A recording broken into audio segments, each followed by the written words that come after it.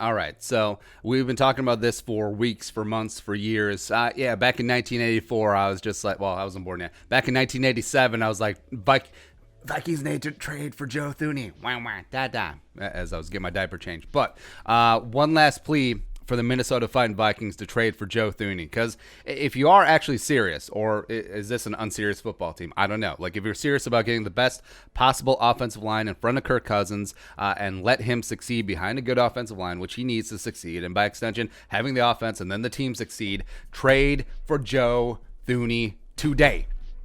Right now. Today. Well, at least before July 15th. We'll get into why. So, you know the drill. So Joe Thuney, 27 years old, 6'5", 308, former third-round pick in 2016 out of NC State. Did have one-year crossover with Garrett Bradbury. Back in the day. Has started every single game for the Patriots since coming in, exclusively at left guard. It's almost like the Vikings haven't needed a left guard. I don't know. It's just kind of weird, right? Last year was the number 3 guard in the NFL in terms of PFF pass blocking grade at 87.4, behind only Zach Martin and Richie Incognito. Perhaps you heard of them. Including the playoffs last year, Thuney only allowed 17 pressures and 1 sack. Anthony Peeler. And in the last 2 years, he's allowed 1 sack, on 1,497 pass blocking reps, which is...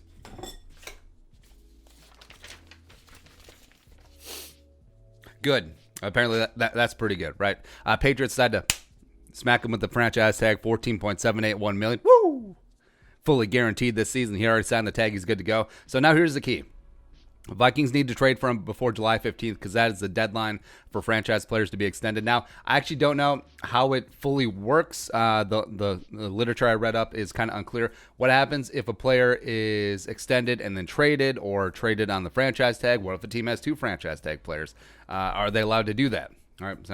Logistically, with Harris currently on the tag and the current cap situations, the Vikings would have to extend Thuney long-term before bringing him aboard, or extend Harris. So rescind the franchise tag, extend Harris, and then bring Thuney aboard, or whatever, or extend both of them. I don't know, but just get it done. Vikings currently have $12.268 million in cap space. So the question is, why would the Patriots want to do this?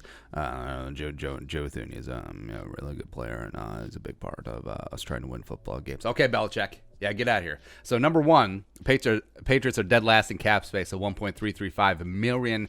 Number two, it's pretty clear that Belichick, he's kind of okay tanking this season. Otherwise, why would you roll into the year with Jarrett Stidham and Brian Hoyer as your 2 quarterback options? Really?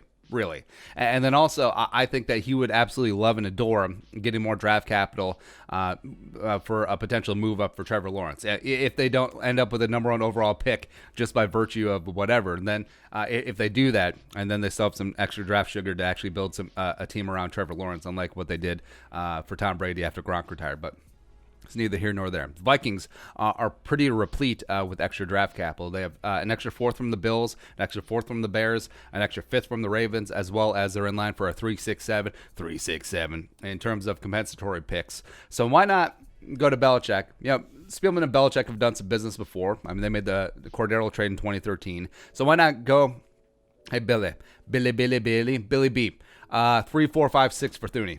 How about it, huh? The Vikings are going to get an extra 3rd in all likelihood in compensatory picks. Send that 3rd as long as one of the 3 4th rounders, one of the 2 5th rounders, and then a 6th, which they also have an extra compensatory pick for Joe Thuney. Why not? Or hell, even go a 2. I would go as high as a 2. And Belichick, he has weird value when it comes to draft picks because he traded a 2 for Mo Sanu. Yeah, okay.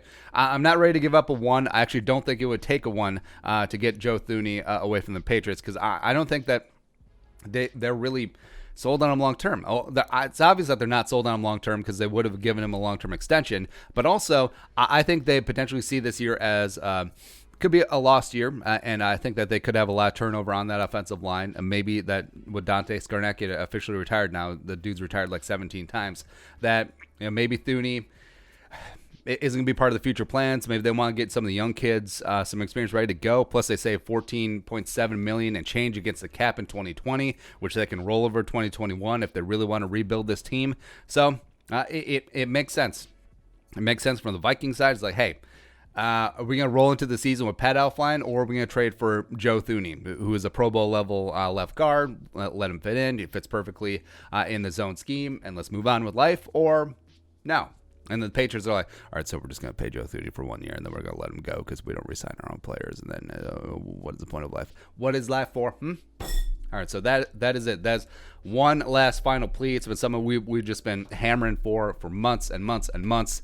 Trade for Joe Thuney. Get it done, Spielman. You have the draft picks. Brzezinski will make it work with the cap. Can we please end the insanity?